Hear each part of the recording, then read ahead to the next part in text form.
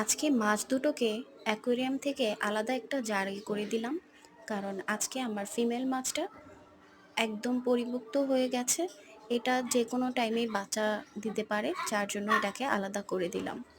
এর জন্য আমি একটা ছোট জার কিনে নিয়ে এসেছি, আর এই জারটা আমার কাছ থেকে 150 টাকা রেখেছে। অ্যাকোয়ারিয়াম থেকে কিছু পাথর উঠিয়ে নিলাম এবং এই জারের মধ্যে একটা ছোট গাছ দিয়ে পাথরগুলো সাজিয়ে দিচ্ছি। এই গাছটা দেওয়ার কারণ, যদি এই মাছটার বাচ্চা বের হয়, বাচ্চাগুলো যাতে এই গাছের নিচে থাকতে পারে। আর এই মাছটার সঠিক নাম আমি আসলে ভুলে গেছি এই মুহূর্তে। আপনারা যদি জানেন অবশ্যই কিন্তু কমেন্ট বক্সে জানিয়ে দিবেন যে এই মাছটার নামটা কি। আসলে রঙিন মাছের এত রকমের নাম থাকে যে কিছুই মনে থাকে না।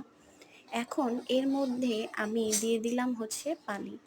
পানি দেওয়ার পর সামান্য একটু লবণ দিয়ে দিব। এটা আমরা যেটা খাবার লবণ আছে সেটাও দিতে পারি, এবং মাছের দোকানে মাছের জন্য লবণ বিক্রি করে সেটাও দিতে পারি। তো এখানে আমি মাছের দোকান থেকে অ্যাকোয়ারিয়ামের জন্য যে লবণগুলো এনেছি সেটাই দিয়ে দিলাম। আল্লাহ হাফেজ। সবাই ভালো থাকবেন, সুস্থ থাকবেন, আর আমার মাছগুলোর জন্য দোয়া করবেন।